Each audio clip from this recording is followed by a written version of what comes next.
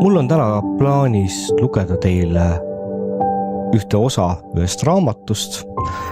Raamatu autor on Grigori Klimov. Ta on sündinud 26.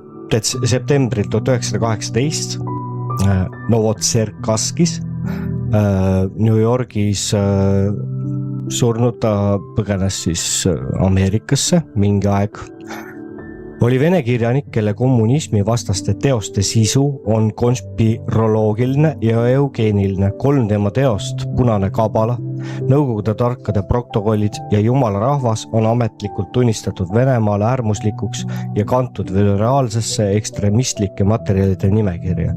No, ühesõnaga, kui te selle autori nime Google'i otsingusse panete, siis te saate tema kohta lugeda, mis on tema taust ja hiljem lisan ma kommentaaridesse ka paar linki, kus on võimalik tema loodud sisuga siis tutvuda. Pikad loengud aga hoiatan, et tegemist on venekeelsete loengutega, nii et kui keegi oskab aru saab, siis saab tutvuda. Panen hoopis siia taustaks ühe perepildi. Täna ei hakka üldse päevauudistega tegelemagi, et sealt ei olegi suurt mitte midagi lugeda, eks te teate ise, mis maailmas toimub ja võib-olla ka selle peatüki ettekandmine. Unustasin vist öelda raamatu pealkiri, tunnetuse võtmed on selle raamatu pealkiri. See on eesti keeles ilmunud, aga ärge otsige seda raamatut ei ole mitte kusagilt saada. See suruti mulle pihku Telegrami konverentsil, mis laupäeval toimus. Ja aitäh Matile selle eest. Olen kaks õhtut seda raamatut juba lugenud ja tegemist on hea raamatuga. Ja võib-olla tooksin välja ka selle, et see, mille ma kohe teile ette kannan, see võtab aega umbes circa 1,5 tundi, ma arvan. Kogu see sisu. See seletab nii mõndagi ära, miks mingi protsessid toimuvad või kes on kes. Nii, ühesõnaga alustan siis lugemisega, vabandan kohe ette ära, kui vead teen, et ma ei aja mingisugust sellist, kuidas öelda, kvaliteeti ilmselt moodi taga, et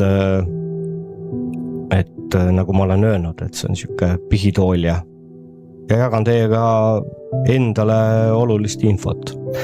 Nii, ühesõnaga, lugu järgmine. Sotsiaalsed ja bioloogilised tingimused, mis on vajalikud normaalse inimese eksistentsiks. Normaalse inimese eksisteerimiseks vajalikud sotsiaalsed ja bioloogilised tingimused. Normaalne inimene. Kogu selle teksti jooksul võiks sõna normaalne asendada sõnaga loomulik. See tähendab psüühiliselt terve, tavaline, sest loomulik peaks ju olema tavaline, mitte loomuvastane. Probleem tänapäeval üha enam ju seisnebki selles, et kõik võimalikke kõrvalekaldeid ja loomuvastasusi püütakse iga hinna eest normiks kujundada ja paraku see ongi tavaliseks, normaalseks saanud ja saamas. Aga tegelikult see ei ole normaalne, see pole loomulik. See pole arukas, see pole mõistlik. Norm ei teki, ei tule esile iseenesest tühjalt kohalt. Normil on omad lähteandmed, algnäitajad. Sellisteks lähteandmeteks, algnäitajateks on välise keskkonna, füüsilise, taimse, loomse ja sotsiaalse tingimused, kus elab ja funktsioneerib organism.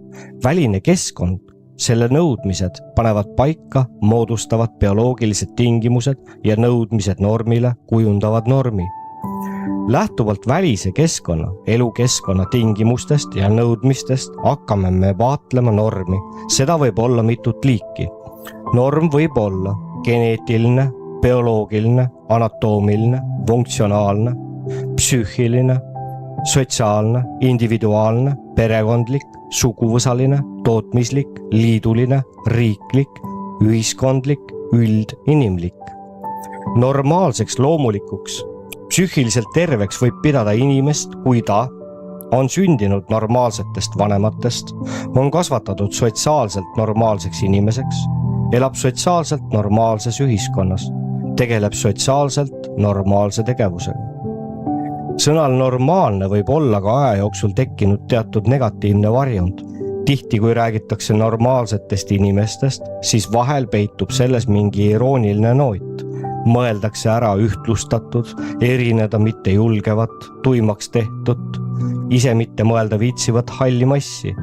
Aga siin kirjatöös on normaalne just oma kõige puhtamas tähenduses. Loomulik. Nii et enne kui jätkame, vabastame selle siin kasutatava olulise sõna igasugustest kõrvalvarjunditest. Loomulik inimene mõistab sõna loomulik loomulikult. Ja üldse on vaja tunnistada, et väga paljud sõnad on aja jooksul saanud omale moonutatud mõistelise sisu ja seetõttu neid igapäevaselt kasutades ei saa enam keegi mõhkugi aru, mida tegelikult mõeldakse ja öelda tahetakse. Selle tähenduse moonutamise tõttu toimub paljude selgete asjade segaseks muutmine, vahel tahtmatult, aga üsna tihti lausa sihilikult, olgugi et varjatult. Tasub olla tähelepanelik ja püüda tunnetada, mida on mõeldud. Psüühiline norm. Psüühiliselt terve, normaalne loomulik saab olla inimene sel juhul, kui ta on saanud normaalse päriliku genotüübi, kui raseduse ajal on lapse kandmine ema poolt olnud soodsates tingimustes ja ei ole olnud mõjutatud loote jaoks kahjulike keemiliste ja füüsiliste faktorite poolt. Antud jaotuses ei vaadelda teravaid psüühilisi häiringuid, mis kerkivad esile normaalsetel inimestel tervisele kahjulike keemiliste mürgistuste ja füüsiliste faktorite mõju all. Inimese ja looma puhul tuleb funktsionaalset normi vaadelda psüühiliste struktuuride positsioonil. Konkreetsemalt 7 psüühilise struktuuri positsioonilt. Me eeldame, et koed, organid ja süsteemid, refleksid, südametunnistus, vajadused, ajukoor, taip, aim, mõistmise osakond saavad funktsioneerima normaalselt või normi lähedaselt. Selle tõenäosus, et ühe inimese kõik 7 psüühilist struktuuri saavad töötama normaalselt, on suhteliselt väiksem kui mingite bioloogiliste, geneetiliste, funktsionaalsete häirete, rikete, tõrgete tõenäosus ja võimalikkus. Mida rohkem struktuure, seda ebakindlam on süsteem. Seda suurem tõrgete, häiringute ja vigade tõenäosus on. Need häired ja vead toovad esile inimese ja looma käitumise sellise mitmekesisuse, mida inimkond pole alati võimeline mõistma ja selgitama. Psüühilisest normist, loomulikkusest võime me rääkida sel puhul, kui kõik 7 psüühilist struktuuri funktsioneerivad normaalselt. Hinnates iga psüühilise struktuuri toimimist, võime me tuua välja piisavalt objektiivseid näitajaid, mis seda iseloomustavad, kuid laialdasema praktilise kasutamise jaoks on see ebaratsionaalne. Tuleb võtta mõned enam tähtsamad näitajad, mis hakkavad olemuslikult sisuliselt ära näitama, väljendama isiksuse seisundit ja võimaldavad vormeerida, kujundada isiksuse psüühilise kuju, vormi, pildi. Seejuures saame me eeldada, et koed töötavad normaalselt. Kõik refleksid täidavad oma funktsioone ning samamoodi normaalselt töötavad ka organid ja süsteemid. Sellisteks näitajateks võivad saada järgmised objektiivsed bioloogilised faktorid. Normaalse vajaduse protsentuaalne sisaldus, patoloogiliste vajaduste sisaldus ja koostis, psühhotüübi koostis. Inimese südametunnistuse tase, tõepärase hindamise võime, ausus, hüsteeria, protsentuaalne sisaldus inimeses, inimese intellekti keskmine tase, bioloogiline intellekt. Hüsteeria, see on enamuses naiste haigus, mis tuleneb kreekakeelsest sõnast hüsteera, emakas, emaka talituse häired, psüühikahäire sündroom, millele on iseloomulikud egotsentrism, teatraalne käitumine, soov olla teiste tähelepanu keskpunktis, kõrgenenud tundlikkus ning erutatavus, hüsteerilisus, haiglane erutatus. Isiksuse psüühiline kuju, psühhotüübi koostis. Inimese psühhotüüp ja tema kõlbeline käitumine määrab ära vajaduse. Rohkem põhjalikumalt lugege jaotuses vajadusest. Ühes inimeses võib olla mitmeid vajadusi. Nende koostis ja sisu määravad ära inimese psühhotüübi. Normaalsus ja väärastumus määratakse ära inimeses olevate normaalsete ja väärastunud vajaduste tarvete hulgaga. Kui inimesel on 100% normaalsete tarvete koosseis, siis see on suurepärane, see on ideaalne norm, täielikult loomulik. Sellise näitaja põhjal võib sellist inimest lugeda eliidi hulka kuuluvaks. Nii et kui senini on harjutud ebaloomulikuks pidama normist allapoole kaldumist erineval määral, siis nüüd lisandub ka tähtis tähelepanek, et ebaloomulik võib olla ka normist kõrgemale tõusmine ja seda 90% juhtudest. Kui inimesel on 94% normaalseid loomuliku vajadusi, siis see on praktiline norm. Kui inimesel on 94–88% normaalseid vajadusi, siis sellel inimesel on mitte elulised normist kõrvalekalded, mis avalduvad iseloomu iseärasustes. Need inimesed elavad seaduste järgi ja normikohaste vajaduste järgi. Kui inimesel on 88–75% normaalseid vajadusi, siis see inimene on iseloomu iseärasustega. Need inimesed elavad küll normikohaste seaduste järgi, kuid vahel on neil eriline tõmme, rahutus, et nii väga tahaks rikkuda normikohaseid seadusi ja natuke patustada. Kui inimesel on 75–50% normaalseid vajadusi, siis see inimene on juba püsivate iseloomu kõrvalekalletega. Need inimesed juba enam ei suuda elada normikohaste seaduste järgi, kuid nad otsivad normaalse käitumise ja sotsiaalselt seaduslikke patoloogiliste meelelahutuste, ihade, rahuldamise mooduseid. Kui inimesel on 50–25% normaalseid vajadusi, siis see on psühhopatiseerunud inimene. Psühhopaat. Nende inimeste jaoks on patoloogiline psühhotüüp elu eeskujuks, näidiseks, aga normaalne elu, see on kui erand või mingi ajutine ja juhuslik kõrvale kaldumine. Kui inimesel on 25–0% loomulikke vajadusi, siis see inimene on maniak. Selliste inimeste jaoks on patoloogiline vajadus pidurdamatuks, ohjeldamatuks tungiks, mis avalduvad juhitamatus tungis, teadvustuma, mõistetavates soovides, realiseeruvad igapäevases elus. Selleks, et saaks lugeda normaalseks inimeseks, on vaja omada rohkem kui 75% normaalseid vajadusi. Südametunnistuse tase. Hinnates bioloogilise südametunnistuse taset, määratleme me esmajärjekorras ära selle, kas inimesel on olemas organ, mis vastutab moraali eest ja kuivõrd arenenud see moraali eest vastutavaks organiks on südametunnistus.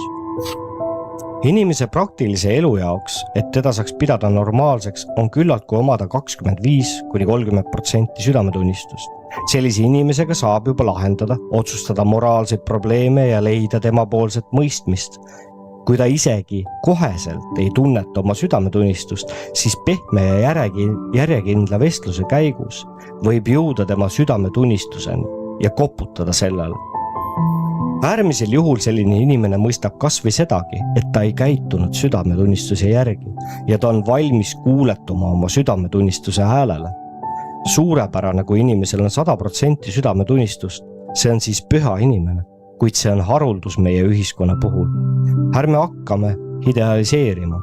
Pühad inimesed ei ole kerged, veelgi enam nad on rasked ja rasked kõigi jaoks ja tihti ka nende jaoks, kelle südametunnistuse tase on 25–30%. Ideaalse südametunnistusega inimesed ei lähe kompromissidele, aga tänapäevane ühiskond nõuab teatud kompromisse ja sellega on vaja reaalselt arvestada. Ideaalse südametunnistusega inimesed on tänaseks rasked ühiskonnale oma kõrge moraali poolest ja oma kõrgete moraalsete nõudmiste poolest. Tänapäeva ühiskond ei suuda rahuldada nende nõudmisi ega vajadusi. Ideaalis oleks suurepärane, kui ühiskonnas oleks kas või 50% inimesi, kellel on südametunnistuse tase 40–60%, kuid vaatleme seda probleemi kainelt. Oleks väga hea, kui kokkuvõetult oleks ühiskonna keskmine südametunnistuse tase kas või vähemalt 25%. Arvestame, et inimene, kellel on südametunnistuse tase 0–6%, see on inimene, kes on moraalselt pime, ei tunne südametunnistust, ei mõista, mis asi see südametunnistus on ja ei ole võimeline käituma südametunnistuse järgi. Inimene, kellel on 6–12% südametunnistust, saab nimetatud ebapiisava südametunnistuse sisaldusega inimeseks. Selline inimene saab aru moraalsete printsiipide tähendusest, kuid ei oska neid kasutada. Inimene, kellel on südametunnistuse tase 12–24%, see on praktiliselt normaalse südametunnistuse sisaldusega. Sellisel inimesel on olemas moraalsed printsiibid ja ta teab, kuidas neid rakendada, kuid ei järgi neid alati. Inimene, kellel südametunnistuse sisaldus on 24–50%, see on normaalse südametunnistusega inimene. Moraalselt kasvatatud inimene, kes elab moraalsete printsiipide järgi. Inimene, kelle südametunnistuse sisaldus on 50–75%, see on eeskujuliku südametunnistusega inimene, moraalse käitumise eeskuju. Inimene, kellel on südametunnistuse sisaldus 75–100%, see on ideaalse moraaliga inimene, moraalse käitumise ideaal. Informatsiooni tõepärase hindamise võime tõepäraselt hinnata informatsiooni. Informatsiooni tõepärase hindamise tase või hüsteerilisuse tase, see on ajukoore võime tõepäraselt, autentselt, usaldavalt, tõsikindlalt hinnata seest ja väljast saabuvat informatsiooni. Hüsteerilisuse tase, see on isiksuse õiglikkuse tase. See on isiksuse võime tõepäraselt, õiglaselt tajuda, vastu võtta informatsiooni, õiglaselt seda ümber töödelda, õiglaselt võtta vastu otsuseid, õiglaselt sooritada tegusid ja õiglaselt anda teada informatsiooni välisesse ja sisemisse keskkonda. Kui inimesel ei ole hüsteerilisust, siis see on suurepärane, see on ideaalne norm. Selle näitaja põhjal võib inimese liigitada eliidi hulka. Kui inimesel on 6% hüsteerilisust, see on praktiline norm. Kui inimesel on 6–12% hüsteerilisust, sellel inimesel on mitteoluline kõrvalekalle, moonutus informatsiooni hindamisel. Kui inimesel on 12–25% hüsteerilisust, see inimene ei oska informatsiooni tõepäraselt hinnata. Ta moonutab seda osaliselt. Kui inimesel on 25–50% hüsteerilisust, see inimene on illusoorse maailma informatsiooni tajumisega. Need inimesed ei suuda elada normiseaduste ja normaalse hinnangu järgi. Nad kas ülehindavad või halahindavad olulisel määral informatsiooni tähendust ja tähtsust. Kui inimesel on 50–75% hüsteerilisust, see on tihti hallutsinatsioonide all olev inimene. See inimene on psühhopaat. Nende inimeste jaoks on hallutsinatsioonid ja illusioonid eluviisiks. Objektiivselt, ilma moonutusteta, need inimesed ei suudagi informatsiooni vastu võtta ja edasi anda. Kui inimesel on 75–100% hüsteerilisust, sellel inimesel on skisofreenia, hallutsinatsiooniline vorm. Ta ei ole üleüldse võimeline välist ja sisemist maailma tõepäraselt hindama. See inimene on skisofreenik. Selleks, et pidada normaalseks inimeseks, võimeliseks objektiivselt hindama nii sisemist kui ka välimist maailma, peab isik omama vähem kui 25% hüsteerilisust. Intellekti tase. Võtame aluseks arusaama, et intellekt, see on inimese võime kasutada oma teadmisi psüühiliste struktuuride, vajaduste, nõudmiste edukaks ja kiireks rahuldamiseks. Tänaseks olemasolevad intellekti taseme kindlaks määramise testid võimaldavad teada saada inimese keskmise intellekti taseme. See on mitmete psüühiliste struktuuride keskmine intellekt. Peamiselt on see vajaduste intellekti tase, uurimisrefleksi intellekti tase, ajukoore taipava osakonna intellekti tase. Mõningad testid teevad samuti kindlaks ka südametunnistuse intellekti taseme.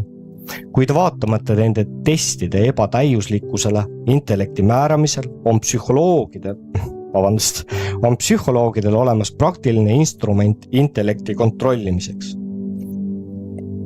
Aga kuidas seda kasutada? See on juba asja tehniline külg. Selle instrumendiga saab mõõta kõikide psüühiliste struktuuride intellekti. Antud juhul võtame aluseks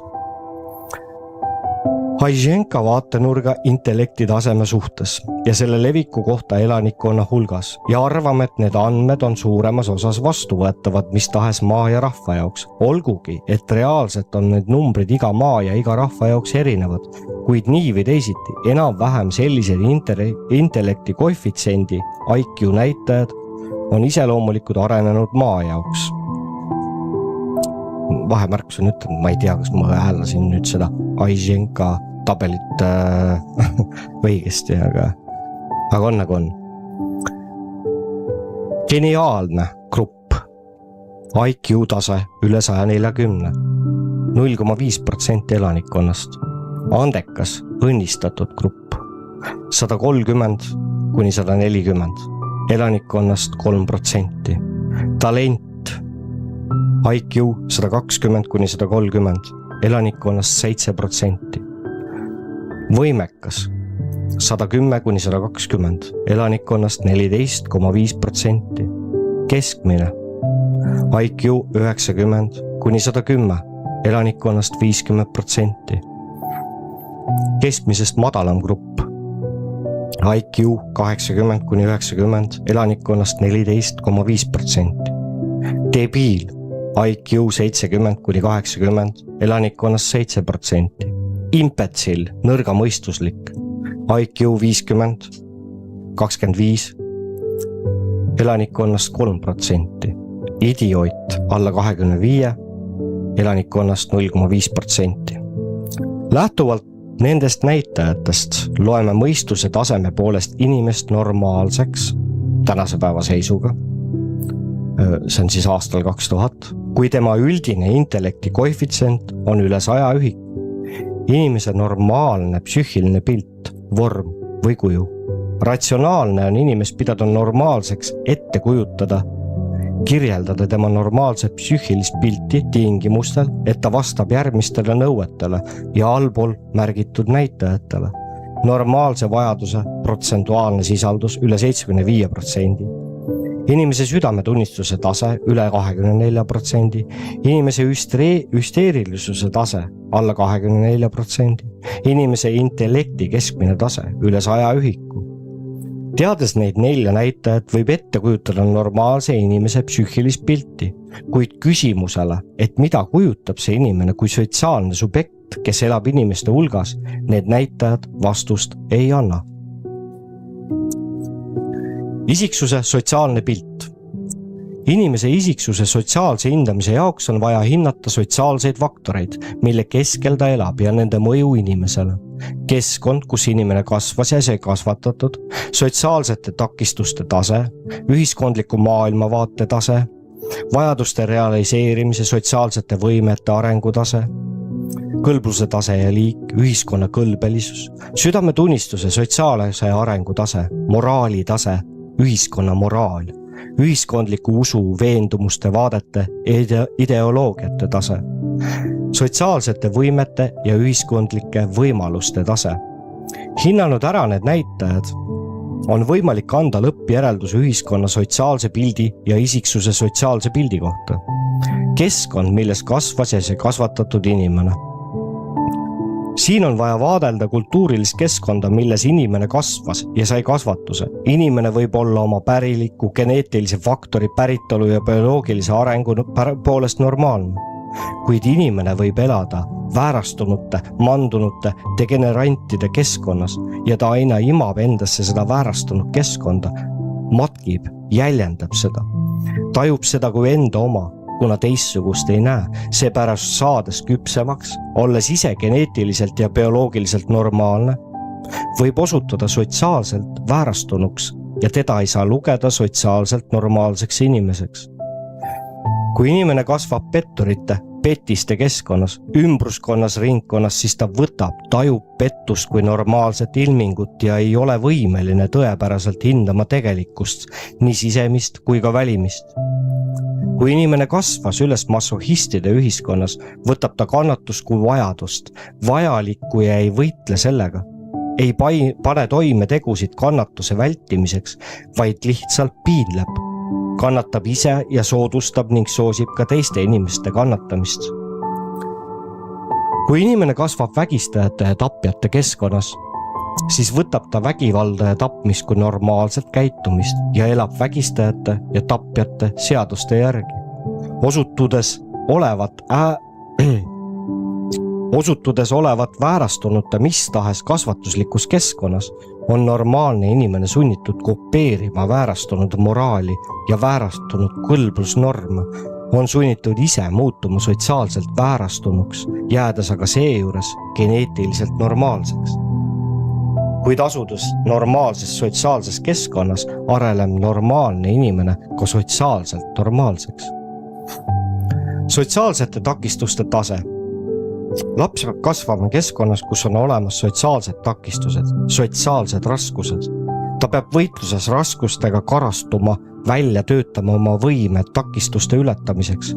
Kui laps kasvab keskkonnas, kus kõik on lubatud, kui ta saab kõike valmis kujul, kõik hoiavad teda eemale vähimatestki probleemidest, siis selline laps mingit sotsiaalset väärtust, sotsiaalselt väärtuslikku endast ei kujuta. Ta on laps egoist, kes kasvab ainult enda jaoks ja nõuab ühiskonnalt ainult kõike valmis kujul. Selline laps, saades täiskasvanuks, olles isegi normaalne, hakkab elama ainult tarbijana.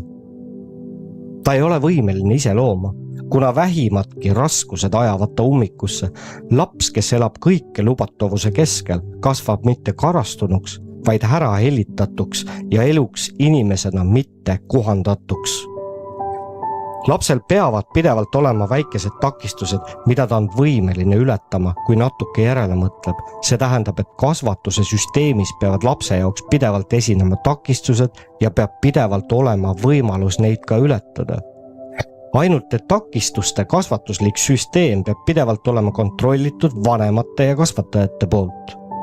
Takistuste ületamise tase peab teenima kasvatusliku faktori rolli ja laste sotsiaalse valiku faktori rolli nende oskuste, harjumuste, võimete ja vajaduste järgi, arvestades sotsiaalseid ühiskondlikke võimalusi.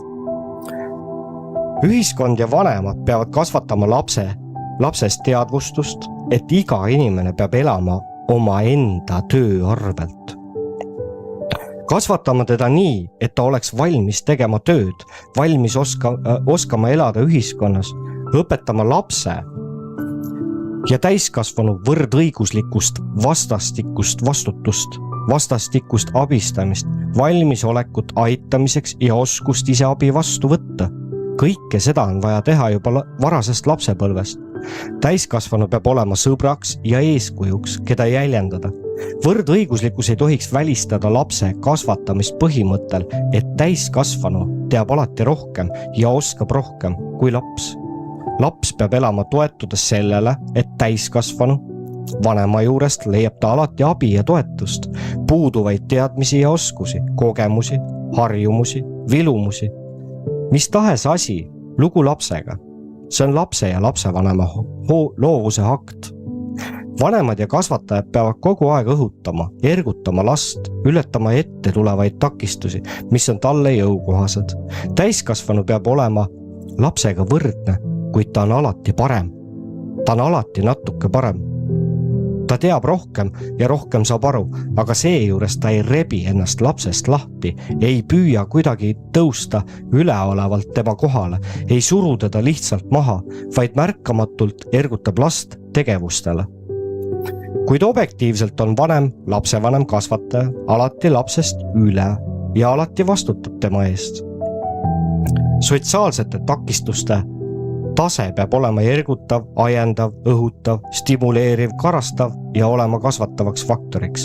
Laps, kes on üles kasvanud pehmes, sotsiaalses, kergete võitude ja teenimatu kiituse keskkonnas, kus on kõik valmis kujul olemas, peaks esile kutsuma sotsiaalse valvsusseisundi, teravdatud tähelepanu.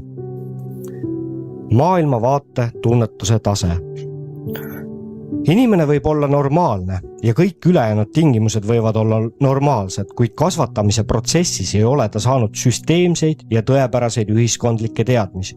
Aga kasvatuse sai hoopis hüsteerikute ümbruskonnas või sai religioosse hariduse, kus objektiivsete teadmiste ja maailma käsitluse aluseks on teaduslik autoriteet, ühesõnaga Jumal, keda püütakse teaduslikult tõestada. Teadmiste summa ise võib olla tohutu, kuid need on teadmised, mis ei väljenda reaalset tegelikkust. Need võivad olla küll süsteemsed, kuid on religioossed teadmised. Selliste teadmistega inimene on võimeline hindama maailma nii sisemist kui ka välimist ainult oma religioosse maailmavaate positsioonilt, mis mitte alati ei peegelda objektiivselt reaalset maailma, kuid kutsub ülesse elama objektiivse maailma seaduste järgi.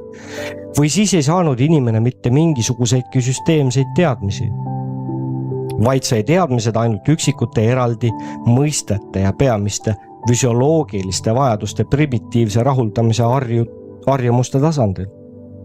Tema teadmised vastavad debiili teadmistele, kuid selline inimene ei ole debiil.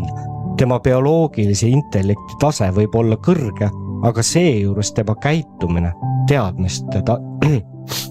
teadmiste taseme järgi võib olla vastav debiili käitumisele. Sellise inimese kohta tuleks öelda, et on sotsiaalselt maha jäetud, hooletusse jäänud inimene, kuid mitte loll, mitte debiil.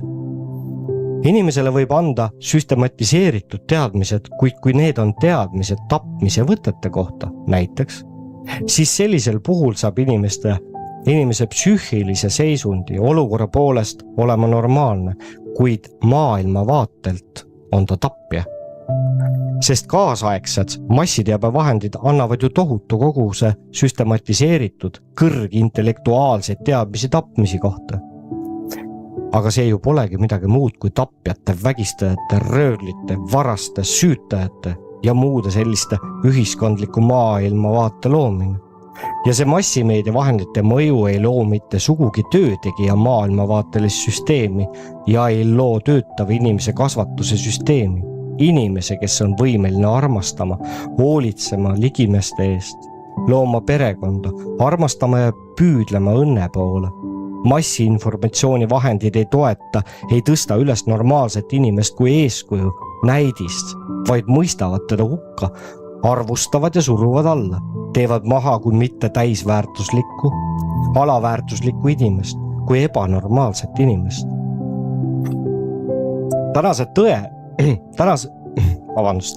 Tõepärased teadmised võivad olla süsteemsed ja objektiivsed, kuid nad võivad väljendada erinevaid sotsiaalsed teadmiste süsteeme. Need võivad olla järgmised sotsiaalsed süsteemid: pettuse, tapmise, vägivalla, kannatuste, varastamise, vetissismi, nekrofiilia, nartsissismi, süütamise, kerjamise, hulkurluse ja nii edasi sotsiaalsed süsteemid. Kui need teadmised on kõrgintellektuaalsed, loovad, kujundavad nad kõrgintellektuaalse väärastunud inimese. Need teadmiste süsteemid võivad olla ebanormaalsete süsteemsete teadmiste avaldumiseks, ilmutumiseks, teadmiste, mis võivad muuta normaalse inimese väärastunuks või sotsiaalseks debiiliks või sotsiaalselt infantiilseks, puudulikult arenenuks isiksuseks. Ühiskonnas võivad olla tõepärased süsteemsed teadmised, mis väljendavad objektiivselt sisemist ja välimist maailma, kuid ühiskond ei oska kasutada neid teadmisi ühiskondlike vajaduste edukaks rahuldamiseks. Selline situatsioon ühiskonnas võib teoreetiliselt esile kerkida siis, kui ühiskondlikud teadmised järjest täiuslikustavad, kogunevad ja muutuvad keerukamaks, aga iga eraldi ühiskonnaliikme intellekti tase hakkab langema ja tarkade inimeste hulk muutub ühiskonnas vähetähtsaks, mitteoluliseks, tühiseks. Selline situatsioon võib tekkida siis, kui ühiskond ei kontrolli intellekti arengutaset nii iga üksiku eraldi inimese puhul, kui ka kogu ühiskonna puhul tervikuna. Normaalne inimene ei suuda debiilikute ühiskonnas elada normaalselt. Ta hakkab nii ehk naa elama nõnda, nagu nõuavad debiilid. Ta hakkab käituma sotsiaalselt debiilselt. Sotsiaalselt normaalne isiksuse kuju pilt sisaldab endas mitte ainult inimese psüühiliselt normaalset funktsioneerimist, vaid kõige peamine, see on enda sotsiaalsete väärtuste teadvustamine, nende ära tunnetatud, teadvustatud teadasaamine, äratundmine, teadvustatud ja adekvaatne tegutsemine ja oma tegude tagajärgede teadvustamine nii meelte, tunnete kui ka arusaamise tasandil. Ühiskondliku kõlbelisuse tase, liik ja vorm. Ühiskondliku kõlbelisuse liik, see on normaalsete inimeste kõlbelisus ja see võib olla ka petiste, tapjate, vägistajate, masohhistide, varaste, nekrofiilide, süütajate ja nii edasi kõlbelisus. Ühiskondliku kõlbelisuse tase, see on normi ja mingit ühte liiki väärastunute kogu selline suhe protsentides. Kui meil on 9 tapjat inimest, siis nad kuulutavad tapjate meelelaadi ja nende moraali. Kui nende keskel osutub olevat üks normikohane psühhotüüp, siis ta ei saa kuulutada normi meelsust, kõlblust, ta ei saa sotsiaalselt olla normaalne. Ta hakkab kopeerima tapjate meelelaadi, nende moraali ja temastki saab tapja. Olgugi, et ta on oluliselt parem, lahkem, heatahtlikum. Kui normaalne inimene hakkab elama vägistajate ühiskonnas, ümbruskonnas, siis muutub ta samuti vägistajaks, vägivaldseks, kuid natuke paremaks kui teised. Kui ta saab elama varaste ühiskonnas, saab temast samuti varas, kuid palju inimlikum. Hakkab jagama osa röövitust näljastele, kuid ikkagi hakkab varastama. Kõlbelisus ei ole niivõrd kriitiline ja enesekriitiline kui südametunnistus. Vajaduse kui kõlbelisuse väljendaja jaoks on täiesti ükskõik, mis saab pärast, täiesti ükskõik, millised on tema tegude tagajärjed. Ebakõlbelises ühiskonnas ja koosluses isegi inimene, kellel on normipärane psühhotüüp, ei suuda ümber teha ühiskonda ja sellele peale sundida oma sotsiaalselt normaalseid väärtusi. Väärastunute ühiskond lihtsalt neelab ta alla ja surub talle peale oma meelsuse, normid. Ainult normaalne ja kõrge südametunnistuse tasemega inimene on võimeline kriitiliselt hindama võõraid kõlblusnorme, meelelaadi ja enesekriitiliselt iseennast. Teadvustama ära tundma normaalseid kõlblusnorme, meelelaadi ja aktiivselt neid pakkuma väärastunud ühiskonnale. Väärastunud meelelaad on alati aktiivsem ja selle aktiivsus on alati kõrgem kui normaalse inimese aktiivsus. Normaalsus on selleks negatiivseks omaduseks, mis ergutab, kannustab, edendab väärastumust, millest saab rohkem põhjalikult räägitud allpool, eriti siis, kui on madal südametunnistuse tase. Nagu me näeme, on väärastunud ühiskonna, väärastunute kombed, komblus tugevamad ja suuremas osas ülekaalus, võidutsemas, eriti kui normaalne inimene ei teadvusta oma normaalsust ja ei hinda sotsiaalset normaalsust. Kõige ohtlikum ja kõige jubedam, mis viib normi väärastumiseni, on see, et norm ise sotsiaalselt ei teadvusta oma normaalsust. Üllevin, veendumusetus, ebakindlus, südamenõrkus. Normaalsete inimeste hulk ühiskonnas määrab ära ühiskonna normaalsuse, aga väärastunute hulk ja liik avaldab mõju ühiskonna väärastumusele ja selle väärastumuse liigile. Sotsiaalse moraali tase, südametunnistuse sotsiaalse arengu taseme või ühiskonna sotsiaalse moraali taseme määrab ära inimese moraalne kujunemine ja inimese poolt moraali ära teadvustamine. Selle teadlik omandamine. Südametunnistus juhindub bioloogilisest printsiibist, ära tee kahju oma ligimesele. Moraali füüsiliseks kandjaks on mitte ühiskond kui selline, vaid inimesed ühiskonnas, kellel on südametunnistus. Inimeste hulk ühiskonnas, kellel on kõrge südametunnistuse tase, määrabki ära ühiskonna moraali. Inimene omab sündides bioloogilist südametunnistust. Bioloogilise südametunnistuse kasvatab ühiskond sotsiaalseks südametunnistuseks. Kui psüühiline struktuur, südametunnistus on olemas, siis on ka mida kasvatada. Kui aga pole südametunnistus tajuvaid, vastuvõtlikke struktuure, südametunnistuse organit, siis ei ole ka mida kasvatada. Sellisel inimesel ei ole bioloogilist südametunnistust ja ei ole arusaamist, ei ole südametunnistuse teadvustamist ja meelelist ja mõistuslikku, arukat südametunnistuse tunnetust, äratundmist. See on juba sünnipäraselt moraalselt tundetu inimene. Kui normaalne inimene elab vägistajate, vägivallatsejate ühiskonnas, siis selles ühiskonnas eksisteerib ka vägivallatsejate moraal. Aga normaalsel inimesele vormeerub, kujuneb välja isiklik vägivallatseja, südametunnistus, kuna tal pole mitte mingit muud eeskuju jäljendamise jaoks ja teisi tingimusi normaalse inimese südametunnistuse vormeerimiseks. Sõltuvalt sellest, milline psühhotüüp on võimu juures valitsev, selline saab olema ka ühiskondlik südametunnistus.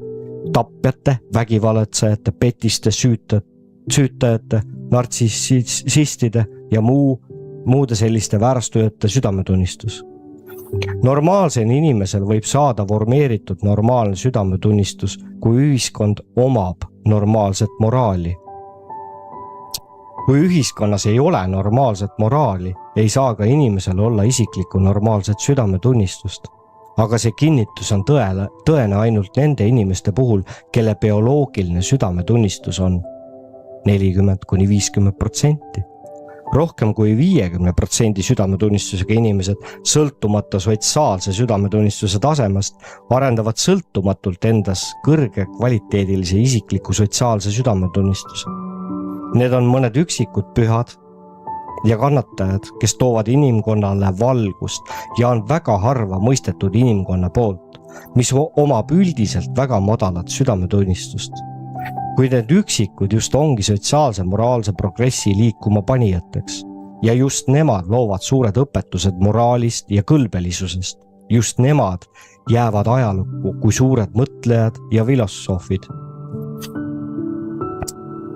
Kui inimesel on madal bioloogilise südametunnistuse tase, siis ei ole ta võimeline vastu seisma väärastunud südametunnistusega ühiskonnal. Sellist inimest külastavad kahtlused ja häiringud, hirmud, aga väike kogus bioloogilist südametunnistust ei anna veel võimalust toetuda, tugineda sisemisele usule. Madal südametunnistuse tase ei anna võimalust kujundada välja enda veendumusi ja moraalseid vaateid. Isegi muidu normaalset inimest, kellel on madal südametunnistuse tase, moonutab väärastunud sotsiaalse südametunnistusega väärastunud ühiskond, väärastab ja kujundab enda järgi samasuguseks väärastunuks. Selle näite põhjal on näha, et madala bioloogilise südametunnistuse tasemega inimese puhul, isegi täiskasvanu seisundis, võib ühiskond mõjuda ja sundida teda käituma nii, kuidas see ise tahab. Sellise inimese jaoks on ühiskond esmane, see avaldab talle mõju, see allutab ta endale ja teeb ta oma orjaks, võimetuks arutlema kriitiliselt ja enesekriitiliselt. Kõrge südametunnistuse tasemega inimeste jaoks on ühiskonna nõudmised teisejärgulised.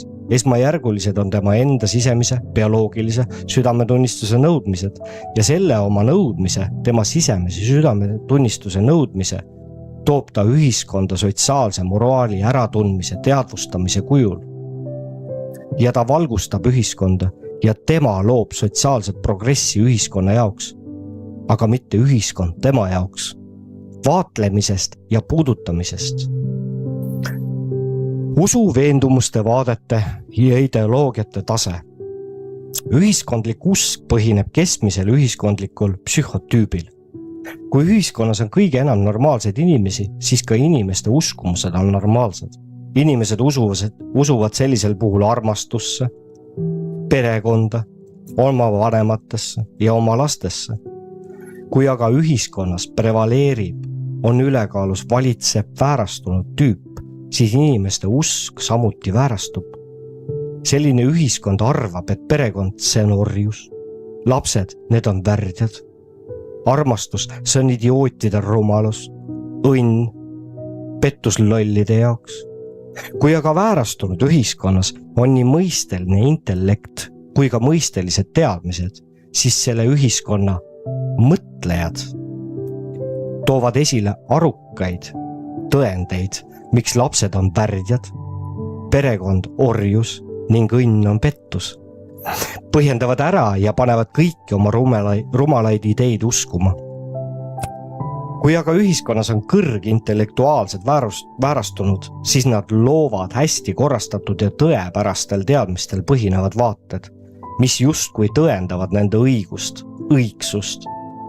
Ja vahel need vaated pretendeerivad ka musta maagia või teispoolse maailma või maavälise intellekti või nende poolt pretensioonikalt nimetatud ideoloogiate autoriteedi poolt kinnitatud süsteemsetele massiteadmistele. Mida suurem on väärastunud psühhotüübiga inimeste protsentuaalne sisaldus ühiskonnas, seda raskem on normaalsel inimesel kehtestada ennast, oma usku, oma veendumusi, oma maailma pilti, vaateid, eriti kui normaalsel inimesel ei ole normaalset ideoloogiat, normaalse ühiskonna ideoloogiat. Sellisel juhul on ta sunnitud pöörduma religiooni poole. Kristlus, budism, islam, judaism, hinduism ja nendes kui inimese ja inimkonna normaalsuse idee printsipiaalsetes väljendajates, mida suurem osas inimestesse suhtumise küsimuses religioon ka teeb ja mis on äärmiselt tähtis väärastunud sotsiaalsete vajaduste pilkases pimeduses, sest need religioonid annavad vähemalt olgugi et looritatud, mõistukõnelise, allegoorilise, kuid siiski vastuse olemise tõele ja tunnetusele püüdleva normaalse inimese otsingutele ja ootustele, lootustele, ühesõnaga sellele, kes otsib. Marksism, mis pretendeeris ülemaailmse ideoloogia kohale, ei suutnud neile küsimustele ammendavat vastust anda. See oli liiga lihtsustatud, primitiivne ja ebatõepärane, ebausaldusväärne, ebaobjektiivne. Kuid peamine oli see, et selle praktika oli kõige ebainimlikum tol ajal, kui inimene oma intellekti tasemelt hakkas lähenema oma inimsuslikkuse ärateadvustamisele, tunnetamisele. Sotsiaalsete võimete ja ühiskondlike võimaluste tase. Ühiskonnas on alati, on praegu ja saab ka edaspidi olema aktuaalne inimese isiklike võimete, isiklike nõuete, nõudluste, pretensioonide ja nende ühiskonna poolt rahuldamise võimaluste probleem. Siin on alati üles kerkinud vasturääkivus isiksuse ja ühiskonna vahel. Kui kas või pinnapealseltki seda probleemi puudutada, siis saab sellest nähtavaks mitte niivõrd isiklik, kuivõrd grupi probleem. Eksisteerivad ühesuguste võimete ja ühesuguste ühiskonnale esitatavate pretensioonidega inimeste grupid. Niisiis, kui vaadelda, uurida, käsitleda inimesi ja sotsiaalseid gruppe, siis on olemas inimesed, kes tahavad teha tööd, luua, armastada, sünnitada, kasvatada, elada ja jätkata sugu. Nende nõudmised on suunatud loomisele, teada saamisele, tundma õppimisele, armastusele, kasvatusele ja elu jätkamisele. Kas aga ühiskond neile selliseid võimalusi pakub või ei? Nemad ikkagi sooritavad sellist tegevust, tegutsevad sellisel viisil ja sellises sotsiaalses tegutsemises nad kinnistavad ennast. On olemas inimesed, kes tahavad petta, olla petetud, tahavad elada pettuse maailmas ja midagi muud nad ei taha. Ja nende nõudlused elule on üles ehitatud püüdlusele petta. Kas ühiskond lubab petta või mitte, nemad saavad ikka petetud ja petavad teisi inimesi sõltumata mitte mingitest tingimustest, mitte mingitest nõudmistest. Ühiskonnas on olemas inimesed, kes tahavad tappa. Kas ühiskond tahab seda või mitte? Nemad ikkagi tahavad tappa inimesi, lõhkuda inimkäte loomingut ja loodust ja nad saavad sellest rahuldust ja nad lihtsalt soovivad seda sooritada, seda teostada. Nad esitavad ühiskonnale pretensioone nõudmistega, et ühiskond lubaks neil tappa. Kui ühiskond seisab sellele vastu, siis nad ise päästavad lahti sõja ja hakkavad rahuldama oma vajadusi, nõudlusi. Ajaloo kogemus on sarnaste näidete poolest üsna rikas. Surudes ühiskonnale peale sõja, ei arvestanud normaalse inimese sotsiaalsete võimete taseme ja tema normaalsusega. Nad lihtsalt selle normi üle ei mõtlegi, vaid rahuldavad oma nõudlusi, vajadusi. Kujutlemise, planeerimise, tapmise, elluviimise ja selle meenutamise protsess pakub neile rahuldust. Inimene võib olla normaalne, kuid ühiskond, mis on tapjate mõju all, tegeleb sõja õhutamisega rahvusliku sõltumatuse sildi all. Normaalse inimese sotsiaalseid võimeid vaid ühiskond vajab tapja, sõduri sotsiaalseid võimeid. Või siis vastupidi, kui sõda on lõppenud, vajab ühiskond normaalse inimese sotsiaalseid võimeid. Vaja on tööd teha ja taastada riigi majandus. Aga ühiskonnas on kõik ainult tapja veendumustega, tapja vaadetega sõdurid. Kuidas neid nüüd suhteliselt kiiresti ümber teha ja pöörata nende aktiivsus loovasse töösse? Erinevatel ajaloolistel etappidel aegadel on vajalikud erinevad sotsiaalsed võimed. Kui ühiskonnas on palju tapjaid ja kui nad päästavad lahti sõja, ei anna nad võimalust seda peatada. Tapjad oskavad ainult tappa. Tapmine on nende elu eesmärk ja mõte. See on nende vajadus, nende tarve ja nende rahuldus, nauding. Kõik inimesed, kes on tapmise vastu, nad tapavad. Kui aga sõda on mingitel tingimustel sunnitud pidama normaalsed inimesed, siis neile on tapmine vastumeelne, nad on valmis katkestama, lõpetama sõja ja asuma uuesti tegelema rahumeelse tööga. Ühiskonnas on olemas inimesed, kes ei suuda elada ilma vägivalla. Vabandust. Ühiskonnas on olemas inimesed, kes ei suuda elada ilma vägivallata, kes tunnevad ohjeldamatut vajadust vägivalla järele. Ja nad nõuavad ühiskonnalt, et see pakuks neile võimalust vägivalla sooritamiseks. Kui aga ühiskond ei paku neile sellist võimalust, siis nad loovad selle ise. Nad vägistavad ilma ühiskonna loata iseseisvalt, individuaalselt või gruppidena. Nad on samuti võimelised ühinema ja looma sotsiaalsed mehhanismid vägivallaks. Ja siis nad koonduvad suurteks massideks ühe lipu alla, kus kõige sagedamini selliseks vägivaldsuse lipuks saab riik, mis siis ametlikult või mitteametlikult vaikimisi lubab neil realiseerida enda kui vägivallatsejate vajadusi. Kui ühiskonnas toimib vägivald, mida ka demokraatia oma olemuselt on, mis ületab mõistetavuse, arukuse määra, piirid, siis peatada vägivalda ei ole enam võimalik. Ja olgugi, et ühiskonnas tekkis vajadus vägivalla peatamiseks, ei ole võimalik vägivalda peatada ilma vägivallata. Normaalsed inimesed hoiduvad vägivallast üsna kergesti ja asuvad loova, üles ehitava töö juurde. Vägivallatseja ei suuda peatuda, kuna vägivald on nende sotsiaalne eesmärk, mõte ja väärtus. Vägivallatsejad vaatamata muutunud olukorrale ja olgugi, et nende võimed pole ühiskonnale enam vajalikud, nemad ei suuda kuidagi muidu teistmoodi elada. Nad saavad alati ühiskonnale peale suruma oma võimeid, sõltumata sellest, kas ühiskonnal on neid vaja või ei ole.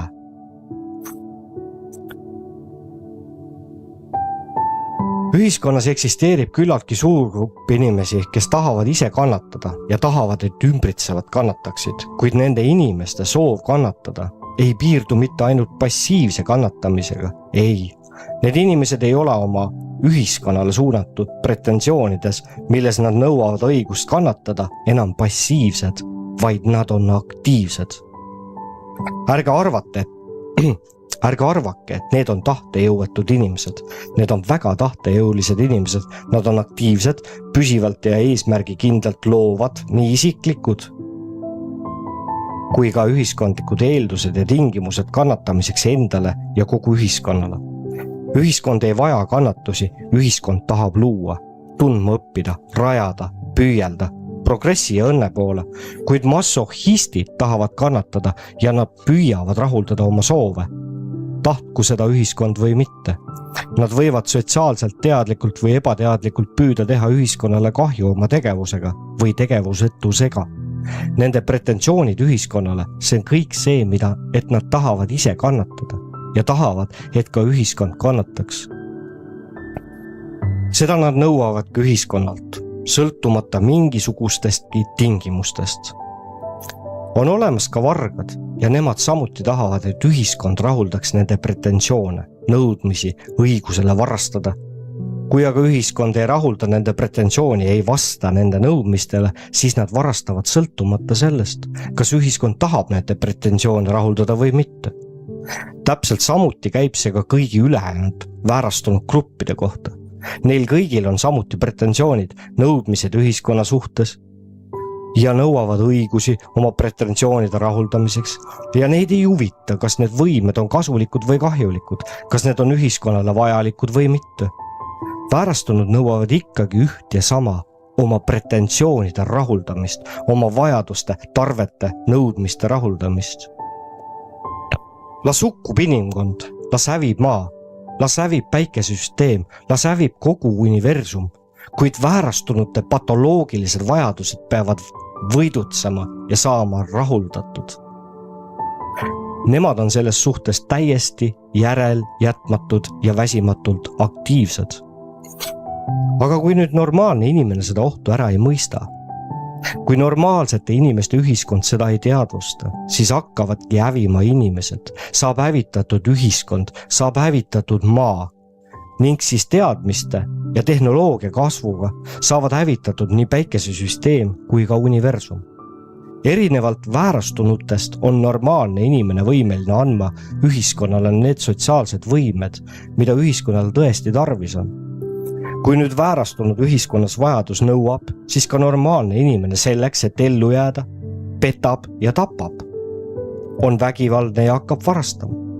Tema ei saa sellest rahuldust. Ta lihtsalt võitleb oma elu eest. Ta jääb ellu. Kui aga selleks pole mingit vajadust, siis ta koheselt lõpetab kõik need väärastumised ja hakkab rahuldama oma normaalseid vajadusi normaalsel viisil. Ta hakkab tööle, looma, tundma õppima, armastama, sünnitama, kasvatama, hoolitsema ja saab kõigest sellest rahuldust ja õnne tunda. Ühiskonna sotsiaalsed vajadused muutuvad, vahetuvad, kuid normaalne inimene on bioloogiliselt ja sotsiaalselt palju paindlikum, palju võimekam, sotsiaalselt palju kohandunum. Väärastunud inimene ei ole paindlik. Ta on võimeline rahuldama ainult oma väärastunud vajadusi, arvestamata ühiskonna sotsiaalsete võimalustega ja ühiskonna sotsiaalsete vajadustega. Kas see on vajalik ühiskonnale või ei ole see vajalik? Väärastunu hakkab ikka petma, tapma, vägistama, kannatama, varastama, süütama, hulkurine elutsema, kerjama ja nii edasi. Kõikidel aegadel, kõikide valitsejate jaoks on üleval seisund. Seisab ülal ja saab ka edaspidi ülal seisma probleem. Kuhu panna petiste, tapjate, vägistajate, kannatajate, varaste, süütajate, hulkurite, sotsiaalsete võimetega väärastunud. Eriti kui ühiskond ei ole võimeline rahuldama nende vajadusi. Sellele küsimusele saate vastuse jaotuses normaalse inimese ideoloogia. Reaalselt on erinevatel aegadel ja erinevates riikides alati olnud, on praegu ja saavad olema erinevad sotsiaalsed vajadused inimeste võimete järele. Kuid igas ühiskonnas inimeste grupp, kes valdab teatud sotsiaalsed võimeid, muutub, vahetub välja väga aeglaselt. Väärastunute hulk iga riigi jaoks, kui nii protsentuaalselt kui ka absoluutse koguse poolest, on oma ja pidev, püsiv, muutub väga aeglaselt. Nad peavad kõik olema olemas ka duaalsuse poolt pakutava valiku õppetundide sooritamise tarbeks ja seepärast peab ka neid justkui hoidma eraldi, piiratult, mitte normiks kujundatult, mitte võimule lastes, kuid toitma peab neid kõiki ja mingi katusaluse peab neile ka võimaldama, hoidma elus, kuid kindlalt ohjes. See on mõnes mõttes nöörilkõnd. Aga vaat normaalsete inimeste ühiskonna võimalused rahuldada nende nõudmisi ei pruugi alati saada täidetud. Seda seetõttu, et oma peamise massi poolest võivad väärastunud rahuldada oma soovid, oma vajadused ainult normaalsete inimeste peal ja ainult nende arvelt. Aga see tähendab, et ainult normaalsete inimeste ühiskonna arvelt. Valitseja ja ühiskond. Kui palju on võimalik korjata ära töövilju, materiaalseid väärtusi tootjatelt ja kui palju on neid vaja anda arengu heaks, aga kui palju leival olijatele, valitseja grupi igapäevase tegevuse probleem. Vaat selles seisnebki põhimõtteline vasturääkivus üksikute psühhotüüpide võimete ja ühiskonna võimaluste vahel nende väärastunud vajaduste rahuldamisel. Selles seisnebki põhimõtteline majanduslik küsimus. Kui palju võib kokku korjata, ära võtta tööd, materiaalseid väärtusi normaalsetelt inimestelt, et nad ei sureks ja anda väärastunutele, et nad saaks rahuldada oma vajadusi ja ei kahjustaks, ei hävitaks riigivalitseja rahu.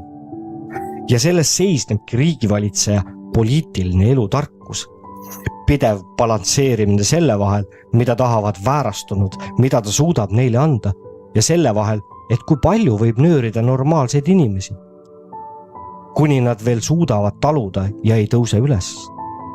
Kui valitseja annab rohkem privileege normaalsetele inimestele, see tähendab, hakkab neid vähem nöörima. Tõusevad üles väärastunud, kes valitsejat ümbritsevad ja tõukavad ta troonilt. Kui ta aga hakkab tugevalt nöörima normaalseid inimesi väärastunute kasuks, siis tõusevad üles normaalsed inimesed ja samuti lükkavad ta troonilt ning väärastunud reedavad ta. Võimul oleva juhi geniaalsus seisneb selles, et iga päev ja iga tund leiab ta aruka kompromissi normaalsete inimeste nöörimise, leivalolijate, väärastunute, kellel on patoloogilised vajadus, nõudmiste rahuldamise, riigi huvide tugevdamise, kindlustamise ja oma isikliku võimu kindlustamise, tugevdamise vahel. Niisiis, riigivalitseja peab elutargalt tegema järgmist. Nöörima normaalseid inimesi, et nad kohusetruult töötaksid ega tõuseks üles ja ei sureks välja. Rahuldama teatud määral väärastunute vajadused, et nad üles ei tõuseks. Tugevdama, kinnistama isiklikku võimu, et teda võimutroonilt ei tõugataks. Tugevdama riigi vägevust, et naaberriigid teda ei orjastaks. Vaat see ongi konflikt ühiskonna sotsiaalsete võimaluste ja väärastunute sotsiaalsete võimete ja nende vajaduste, riigivõimu, sotsiaalse möödapääsmatuse ja juhi isikliku võimu vahel. Need koostisosad oma kogumis kokku võetuna oma seisundites kujutavadki ühiskondlikku harmooniat, kui ei konflikteeru oma vahel. Selle jaoks, et riik saaks stabiilselt areneda, on talle peale normaalsetele inimestele toetumise vaja veel ka arvestada väärastunute nõudmistega ja anda neile võimalus rahuldada nende patoloogilisi vajadusi. No näe, mille pärast siis riigijuht otsib alati vaenlast väljaspoolt ja loob tingimused pidevaks sõja tekkimise ohuks. Kuhu siis lähevad tapjad, vägistajad, petised, masohhistid, süütajad, hulkurid ja muud väärastunud ja kus nad siis saavad ära rahuldada oma vajadused? Haurab vaja sellest väärastumise püssirohutünnist aeg-ajalt välja lasta, et see ootamatult ei plahvataks. Sest see on ju nii kerge ja see on kõige lihtsam väljapääs. Ideoloogid on alati osutanud, et vaenlane asub nii väljas kui seespool. Sees, see on kurat, kes on tunginud inimese sisemusse. Väljas, see on Jumal, usulised, truudusetud, kapitalistid, kommunistid, kollased, punased, valged, mustad, pruunid ja nii edasi. Religioonid on olnud targemad kui riigid ja riigitarkus. Vat mille pärast normaalne inimene hoiab religiooni poole. See on andnud, olgugi et küll kas või osalise vastuse, kuid siiski vastuse normaalsuse ja väärastumuse küsimusele. Ei saa süüdistada religiooni selles, et ta on andnud mitte ammendavaid vastused, et ta on andnud selle vastuse, mida ta ise on teadnud. Sotsiaalsete gruppide isiklike ja sotsiaalsete võimete probleem ja ühiskonna võimaluste probleem nende võimete realiseerimisel on riigi ja ühiskonna põhiliseks, fundamentaalseks probleemiks, normi ja väärastunute probleemiks. Sotsiaalsete võimaluste, vajaduste ja sotsiaalsete võimete probleem, see ongi normaalse inimese sotsiaalsed võimalused toita väärastunud inimeste patoloogilisi nõudmisi, haiglaslikke vajadusi ja täitmatud riigivõimu ja võimulembeseid. Nagu te näete, on normaalsel inimesel väga raske väärastunute ühiskonnas normaalne olla ja sugugi mitte vähem raske on ülal hoida väärastunute ühiskonda. kes ei taha tööd teha ja elada oma enda töö arvelt. Ei taha luua materiaalseid väärtusi, vaid tahab petta, tappa, hävitada, vägistada, varastada, süüdata, hulkuda, kerjata, santida. Vat miks on tähtis teada, et millises ühiskonnas kasvas ja sai kasvatuse inimene. Vat miks on tähtis teada, milline on tema psüühiline pilt, kuju ja milline on tal sotsiaalne elu ja teguviis. Kes nüüd kuulas, aru sai, võib teha endal pika pai. Et noh, ma panin ühe märksõna ka endale, või noh, ühesõnaga, ma mõtlesin, et ma kirjutan mõned märksõnad, millest ma täna räägin, enne kui ma selle raamatu otsuse vastu võtsin. Ja üks märksõna siin karjub, see on suurte tähtedega suurelt kirjutatud. See märksõna on armastus. Nüüd, muideks ma lugesin nüüd järjest 2 korda seda teksti. Mul esimene kord läks nahka, arvuti hangus ära. Kogu selle sisu peale. Võtke seda kui kujundit. Mina lähen nüüd tuppa, kallistan oma naist ja lapsi ja ütlen neile, kui väga ma neid armastan. Ma rääkisin mõned tunnid tagasi oma sõbraga ja mõtlesime, ikka meiesugused inimesed mõtlevad, et aga mida siis teha, kuhu minna, kuhu joosta, kuidas selle kõige vastu võidelda. Üks viis on see, et ärme lase ise ära lõhkuda peresuhteid, sõbrasuhteid. See, mida on siin viimaste aastate jooksul loodud ja tehtud, nende tulemuste peale võivad igasugused Soroslased, Bilderberglased, Bill Gatesid ja muud degenerandid plaksutada lihtsalt käsi ja teate, mu kamraad ütles, et tema suusad läksid risti oma õega just koroona ajal. Ta elab vist kuskil Austraalias äkki või. Ja tema oli selline tõsiusklik süstija ja nad läksid päris korralikult raksu. Ja ta ütles, et tead, õde sai vahepeal emaks. Ja ma ei ole senimaani oma õele õnne soovinud. Nüüd, nagu ma ütlesin, sellest kõnest on möödas paar tundi. Kallis kamraad, ma loodan, et sa nüüd oled selle kõne ära teinud. Et armastame, hoolime, jagama ja oleme inimesed. Oleme tavalised inimesed. Elame loomuseaduste järgi. Oleme loomulikud. Ma siia saate lõpuks loeksin Ando Runnelit natukene. Ando Runneli teosed on need teosed, kuhu ma põgenen, siis kui mul on siuksed vähe halvemad momendid elus.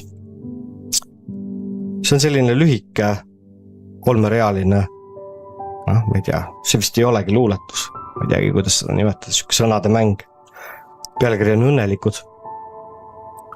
Ma loen selle siis nüüd ette teile. Kuidas sa magasid? Küsis valvaja. Hästi. Jah, vastas ärkaja. Vahepeal ma ei saanud arugi, et ma olemas olen.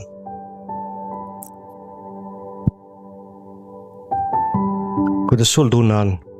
Oled sa olemas? Järgmise korrani. Head aega!